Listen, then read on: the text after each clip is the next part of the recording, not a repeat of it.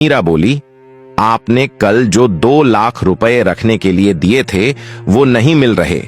इतना सुनते ही महेश झल्ला कर बोला, तुमसे कितनी बार बोला है पैसे रखकर ताला लगा दिया कर, आजकल किसी का भरोसा नहीं है। रामू से पूछो वो कहां है, अभी तक आया नहीं। तुमने इस नौकर को सिर पर चढ़ा रखा है।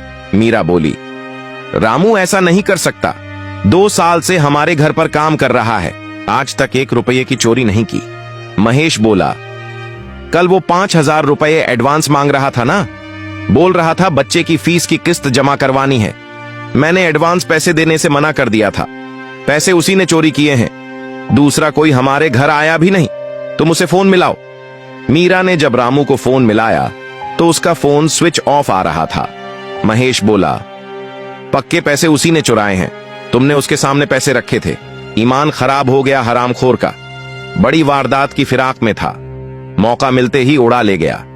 चल अभी उसके घर चलते हैं, मैं उसका घर जानता हूं। जब मीरा और महेश रामू के घर पहुंचे तब रामू अपने घर से बाहर निकल रहा था।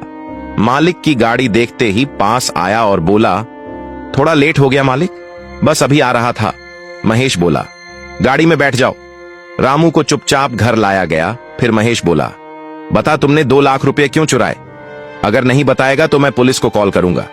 रामू बोला, कैसी बात करते हो मालिक, गरीब जरूर हूं मगर चोर नहीं हूं। महेश ने उसको एक जोरदार थप्पड़ जड़ दिया। फिर गुर्राता हुआ बोला, तुझसे कैरेक्टर सर्टिफिकेट नहीं मांगा है, सीधी तरह बता दे पैसे चुराकर कहां रखे हैं, वरना पहले तेरी हड्डियां तोड़ूंगा फिर पुलिस को बुलाऊंगा। थप्पड़ लगते ही रामू सुनी आंखों से महेश की तरफ देखने लगा। कहते हैं जब दिल में बेईमानी ना हो तो आंखें बहुत कुछ बयां कर देती हैं। उसकी आंखें देखकर महेश एक बार तो विचलित हो गया। मीरा तो बोल पड़ी, आराम से पूछिए ना, थप्पड़ क्यों मारते हो। मगर महेश अपना आपा खो रहा था।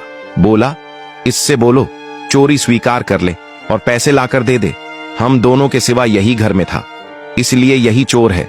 ऊपर से झुर्रत तो देखो इसकी कैसे घूर रहा है। राजू खड़ा हुआ, फिर मीरा के पास जाकर बोला, आप मुझे भैया बोलती हो ना मालकिन, मेरी तरफ देखो, क्या मैं चोरी कर सकता हूं। मीरा ने रामू की आंखों में झांका तो उसे शर्मिंदगी सी महसूस हुई। वह बोली, पता नहीं रामू पैसे कहां चले गए, मैंने तुम्हारे सामने उस कबर्ड में रखे थे। अचानक रामू बोल पड़ा, आपने उस कबर्ड में नहीं, उधर बेड के पास वाली अलमारी में रखे थे।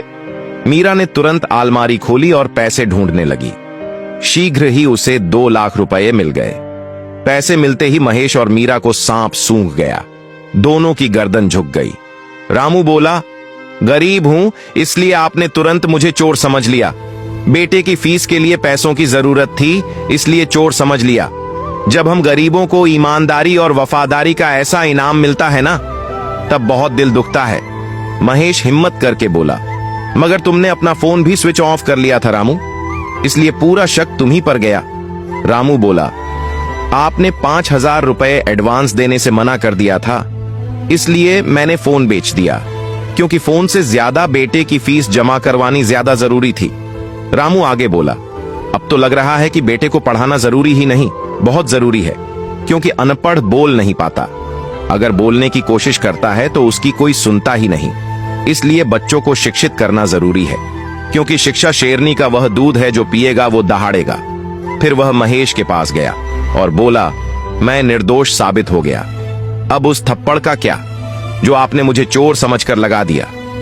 महेश बोला, वो एक गलत फहमी थी रामू, मैं उसके लिए सॉरी बोलता हूं, मुझे उसका पछतावा है, मैं तुम्हें 1 महीने की पगार एक्स्ट्रा दूंगा।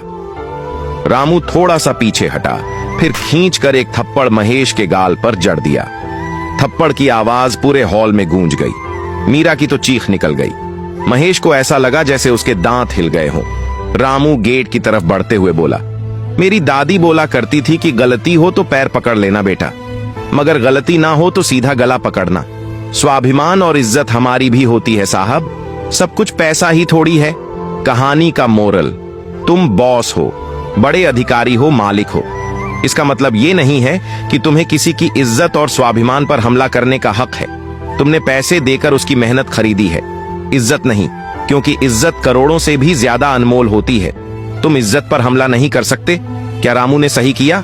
कमेंट्स में जरूर बताना।